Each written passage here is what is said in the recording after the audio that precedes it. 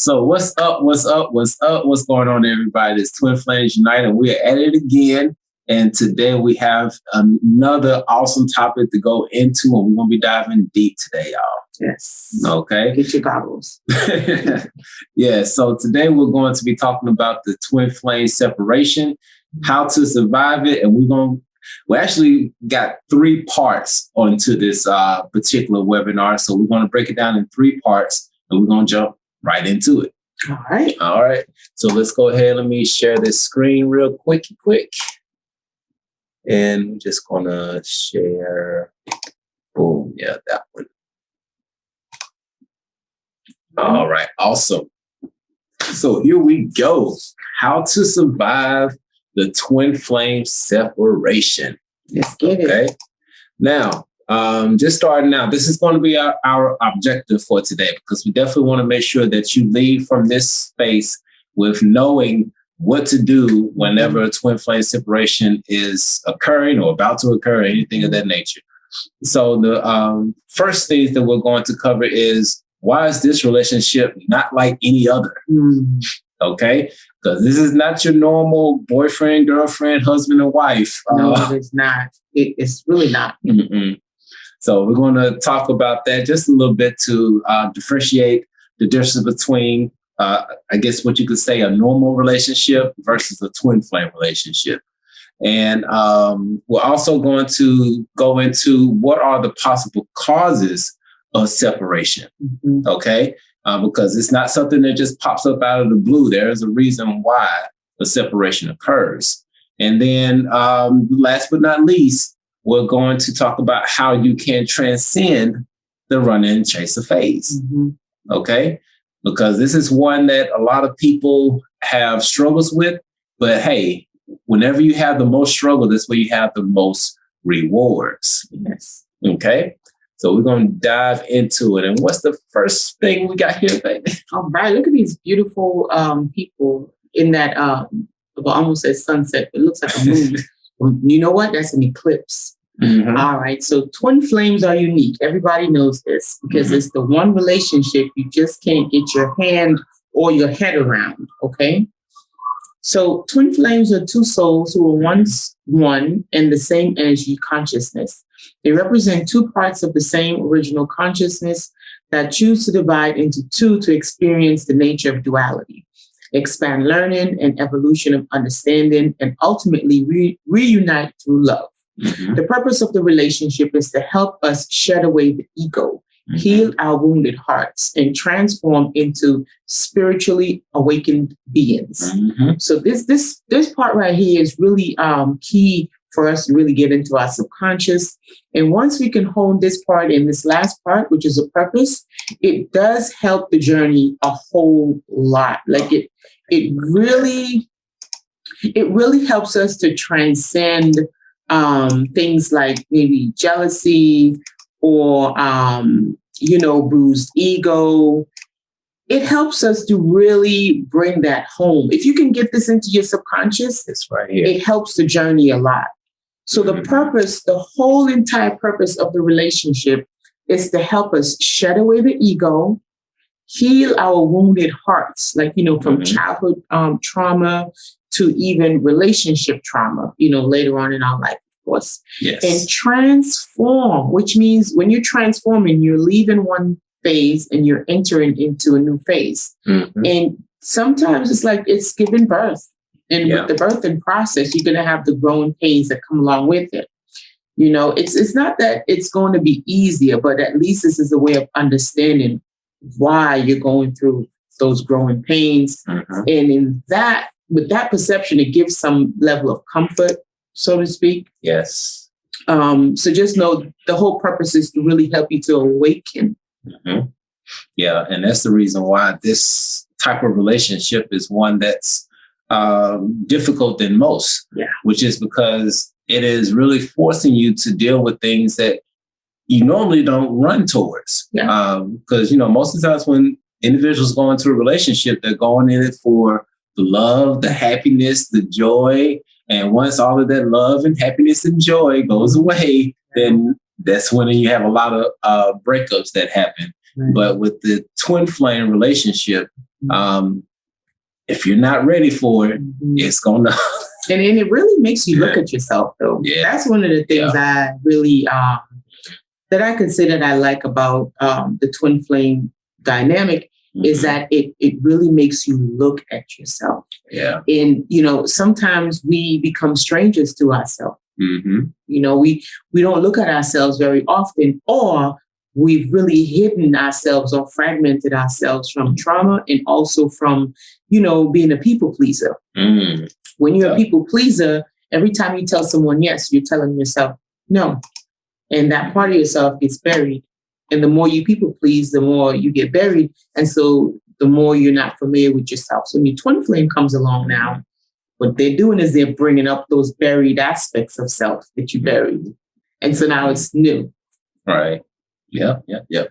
But before we move forward, we definitely have to give this disclaimer because I'm just gonna go right into it. Now, the disclaimer here is that there is a difference between the twin flame relationship and codependent relationships. Is that twin flame relationships are defined by respect, equality, negotiations, and healthy boundaries. Right. Okay. On the other hand, codependent relationships are categorized by feeling trapped, unequal, devalued, and reliant on the other for a sense of self-worth. Right. That is as you can see, one is in like red, kind of reddish, and the other one is green. So you can look at that as a form of transcendence. So you're leaving the lower nature up into the heart space. Okay. Yes. Now, unfortunately, it is possible to confuse the codependency with the twin flame love, but please be careful about confusing the two. Yeah. So just understand that these things can happen. Okay. So just putting that out there. All right. So on the next part, so we're going to dive into it. What are some possible causes of separation? Okay, so we just discovered why the twin flame relationship is not like any other. So let's see, why would a separation even happen? Okay, and what are some of the areas we're going to look at? All right, so we got mental and spiritual immaturity. This is a big one. I think this is probably maybe 90% of the separation, the mental and spiritual immaturity, lack of self-love and respect. Well, maybe we'll do 50-50. Unlearn life lessons. Never mind. They all hold that weight. Hold it. Unhealed trauma. Yeah, so they all hold that weight. And timing is not right. Right. All right. So for the most part, it's the first 4. Right. Those are the biggies right there. Yeah. We'll probably do like let's say 40%, 30%, 20%, and then probably like 10% on those. No, the unhealed trauma is a big one too. Yeah. I mean, all of these are some big points, but we're going to dive deeper into each one individually so that we can really see what's going on and why the separation is happening. And then you could take a look for yourself and see, which phase, which one you might relate to. Okay. So the first one is mental and spiritual immaturity. What in the world are y'all talking about? Okay. Now, when we're immature, we have low emotional intelligence. Yes. I should have put that one in red. That we have low emotional intelligence, meaning that we struggle to identify, manage, and cope with our emotions and those of others. Yes. Okay. Yes. This is really important. And this is actually probably another class that we're going to jump into probably in May, as far as when it comes to the different classes that we're going to go into, because emotional intelligence is very, very key. We've already done one video on our YouTube channel, but it definitely it's a topic deserving of diving a little bit deeper into it. But this one will go a lot deeper, and will also provide solutions and techniques that you can use to enhance your emotional intelligence. Yes. Because some people are kind of like born with it, so to speak. Those people that you see and they just get along with just anybody and everybody, and you're like, how do you do that? Like, that person's horrible, but they just get along with them. This is because they have a high, they call it an EQ, which is emotional intelligence level. Yeah. And just to break it down a little bit more, just to give an example, which is triggers. Okay. Somebody who has a high EQ level or high emotional intelligence level, when their triggers are triggered or when that button is pressed, most of the times they have a really good control on not letting that emotion just erupt on either spectrum, on the sad spectrum or over to the super excited spectrum or anything in between. So those individuals have a really good grasp on not blowing up. Right. And again, it's techniques that you can practice. Some people, they born with this technique maybe from a past life. But there are specific techniques that you can use to help you to develop that EQ. Yes. All right. So let me get over to the next. How are you doing that? That's skip. All right. Okay. Just making sure I didn't skip. All right. Let me get back into it. Boom, boom, boom. Yeah. Okay. All right. Awesome. So what's the next possible reason for separation rate? Now, this is another huge one. And I see this a lot, especially in relationship that can seem like it's really one-sided. And narcissists they're drawn towards people who have low self-esteem and lack of self-love and self-respect. So that dynamic is it's always going. And this is because the narcissist is there to really teach that person how to really love themselves. Now, without learning how to love yourself first, there can be no genuine love for others. And we already know why. You cannot provide something to someone that you don't have. Right. If someone asks you for $1 and you only have 25 cents, you cannot give them that $1 because you don't have it. So instead, the love is tainted with neediness, codependency, and conditions. We can never give unconditional love to our partners without first showing fierce, unconditional love towards ourselves.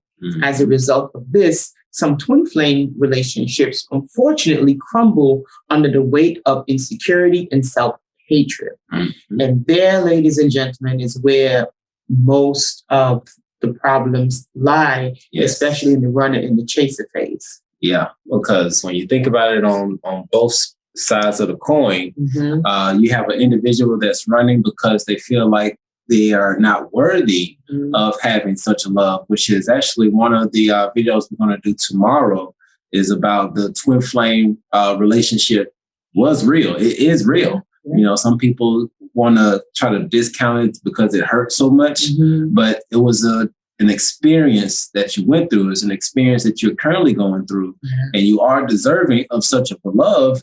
But on the flip side of it, you have some people running because it's just the weight. Yeah, it's heavy. It's heavy, and you got to get light. Yes. All right. You got to get light so that you can really enjoy that journey, because it's like you're carrying a lot of baggage around, so you can't enjoy the present moment. Nope. All right.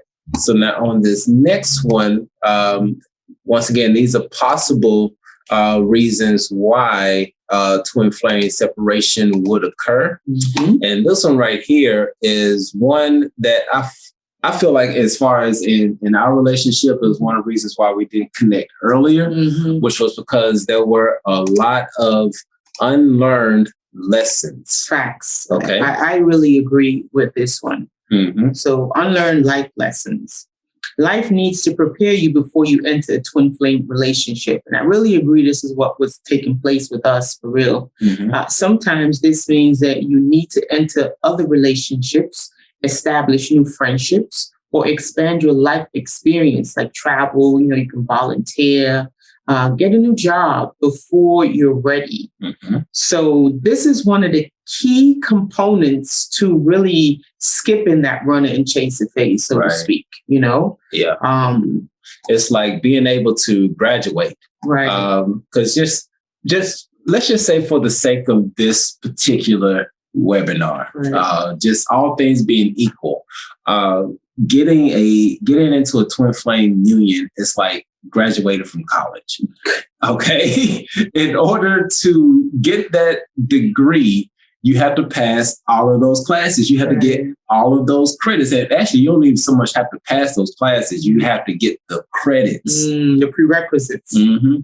And once you get those credits, then you can go ahead and walk across that stage. Mm-hmm. And then you'll be able to really do what needs to be done. Mm-hmm. So just understand, like we was talking about before, there was a period where Leisha and I was separated. Sure was. And, she was doing her thing. I was doing my thing. And while we were both doing our own thing, we were learning our lessons. Sure was. And I was developing, you know what? It's funny because I did not really know all these terminologies like, higher self and, I really did not know the terminologies. It's like once I established a relationship with my higher self, and, my guardians and stuff like that. Then once I started studying, then I started matching my experiences with these terminologies that they have out now, It just made more sense. It made more sense because it was quite a trip, definitely quite a trip, really seeing all these numbers and synchronicities and signs. And I'm thinking I'm losing my mind when, it's really actually, it's ascension, Mm-hmm. So the next one is unhealed trauma. All right, let's get into it. All right. So our suffering may come from a tragedy. Okay. And I'll tell you a little thing about trauma in a minute, but our suffering may come from a tragedy, death, form of abuse, or even another relationship breakup.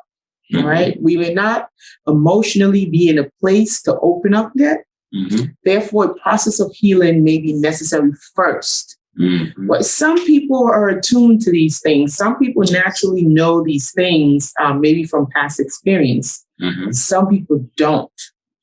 And when you don't heal from a trauma from a previous relationship, and then you go into another relationship, it's catastrophe. Yes. It's literally a recipe for disaster. Mm-hmm. You must heal before you go into another relationship. Yeah. Because it's like the analogy that we've said before, and it's worth saying again. It's like if you're, I'm going to switch it up a little bit. Let's just say that you just got finished in a mud wrestling competition. Oh my gosh. Okay. That mud wrestling competition was very messy, very dirty. You fell a couple of times. You may have gotten bruised a few times. But then here come the love of your life, and they are nice white linen robes. Here you go. Come to me. And there you go, just rubbing all your trauma on their white linens. Okay? Yeah, you gotta take a shower. You gotta get right. A little perfume here. Yeah. You gotta clean that up. Yeah, you gotta clean it up. And this is how we learn. Mm-hmm. We learn through sigils, trauma, and repetition. Mm-hmm. So, and this is how you feed your subconscious. And this is the information and the programs that our subconscious run off of, right? So if we have trauma, this is what our subconscious knows. Yes. We taught ourselves this behavior, this particular way of being through that trauma. Repetition. So if you keep repeating these relationships over and over and over again, these traumatic relationships, right? This is what's in the subconscious. So it's embedded deep in there. Mm-hmm. So it's important, super, super important for us to really clean ourselves up. Mm-hmm. I mean, this is unless if you want to have that harmonic relationship, not that relationships are always going to be perfect. Right. But at least when you take the time and do this work, when you do encounter some type of hiccup in the relationship or some type of maybe a disagreement in the relationship, at least you'll be able to have healthy coping skills. Yes. to transcend whatever comes up instead of pulling from subconscious toxic behavior traits. Right? Yes. And this is also one from, if you saw a video about healing trauma, okay? This is one opportunity to really have compassion, not only for yourself, but for the individuals that you are dealing with as well. Because when you understand the signs and symptoms of somebody who's experienced trauma, then you know that, hold up, this is not somebody I need to be attacking or coming at them in another way or anything. Just coming at them with love and knowing that, hey, I see that you've been traumatized in any shape, form, or fashion. I was too. Let me show you how I was able to get through it if you're open for it. Right. And just this is what unconditional love is in a sense. So unconditional love doesn't mean allow someone to manipulate you or allow someone to beat on you or abuse you. Right. That's not unconditional love because again, unconditional love must first start inside, right? And then we experience it on the outside. Unconditional love is really having compassion for someone, knowing that they're traumatized, knowing that they have been abused in the past, and allowing them that time to heal. If they're wanting you to assist them, fine. If you can and you don't mind, assist them, or maybe point them in a direction where they can, get that assistance that they need with compassion. That's unconditional love. Right. So it's a big difference. Some people are thinking, oh, I'm going to love them unconditionally, but they're abusing you and they're disrespecting you and things of that nature. That's not unconditional love. No. And that is part of the reason why we put that disclaimer in the beginning. So we can really differentiate the difference between, a twin flame relationship versus one that is a codependency. Now, codependency is not saying that it's a karmic and it's not saying that it's a soulmate or anything like that. But there's a difference between a harmonious relationship and a codependent relationship. Right. Okay. It's a big difference. And sometimes, when either partner, twin flame is not really ready to be in a relationship, so to speak, they can exhibit some of those signs of codependency, abuse and stuff like that, depending on what they went through, in their life. So, but what we're saying is, as far as harmonic, the goal, what you're really looking for is that unconditional love, not the codependency, but really becoming whole by yourself, then coming together. And this is where the harmony comes in, because if you feel like you're half a person and you're wanting to be with your other half of a person, you're never going to feel complete and you're never going to feel whole.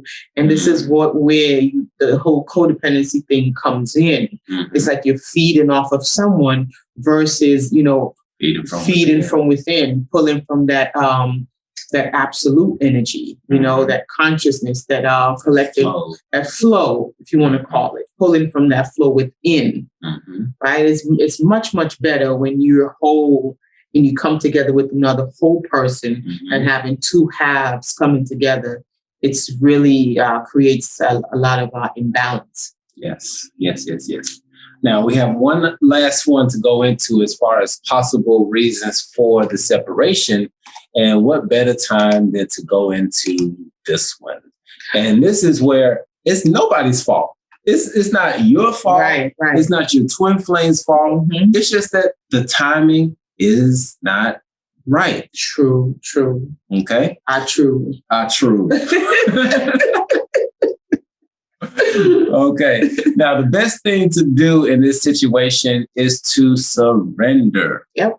Okay. Just let it be. It's like trying to put a square peg into a circle. Y'all know what we mean. But this can be extremely hard. But trust that the experience will happen. But trust that the experience will help you grow stronger and wiser. Yes. Who knows what the future may bring. Right. And sometimes we just have to know when it's just not the right timing. Yeah. Take, for instance, you meet your twin flame, they're married. it's not the right timing. You know, it's just out of time and it's out of sorts. We just let things be, you know, let them go through their lessons, let them learn what they have to learn in their relationship. It's kind of like they're in college or in school, right? You know, when they're in this karmic relationship, let them finish their course. Yes. Let them graduate, right? And then if the universe, you know, if you're meant to be together, you'll be together. And when you do come together, it'll be beautiful because then they would have learned so much from their karmic life, right? Maybe they're learning how to be a faithful person. Maybe they're learning how to love themselves. Yes, which is very, very key. Right. And so once they get out of that karmic relationship, now you guys come together. You don't have to worry about them not learning how to love themselves, or you don't have to worry about them with the infidelity. They learn that from the karmic. Right. And with that, you have gratitude for someone who was able to put themselves in the line for you. Right? Yes.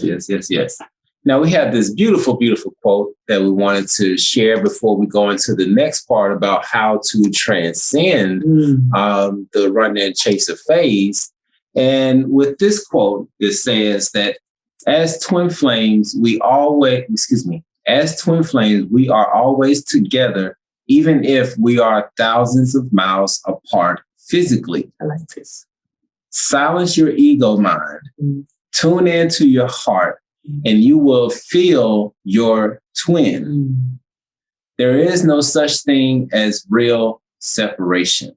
I like that a lot. Okay? That's so dope. Just take solace in that, and just knowing that when it's really a twin flame connection, there is no separation. If you can really open yourself up to more than what you see with your if you can open yourself up to more than what you experience through your five senses, then you will know for sure that your twin flame is always with you. Yeah. All right. Awesome.